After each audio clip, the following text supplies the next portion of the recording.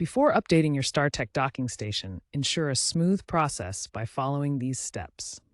First, connect your docking station to your computer using a USB-C cable. Then, visit StarTech.com and search for your specific docking station model, such as DK32PPD or MSTDP122HD. Download the latest firmware updater software from the support section of your product's page. Make sure your computer is connected to the internet and has administrative privileges. Finally, disconnect any non-essential peripherals from the docking station to prevent interference during the update.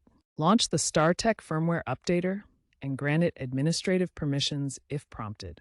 The app will scan for connected devices and display the current firmware version. Click Check for Updates to connect to StarTech servers and identify any available updates. Before proceeding, select Backup Current Firmware to create a restore point if available.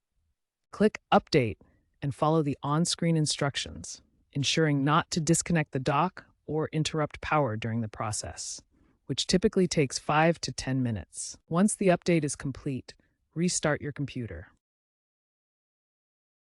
Restart your computer and verify the new firmware version in the app.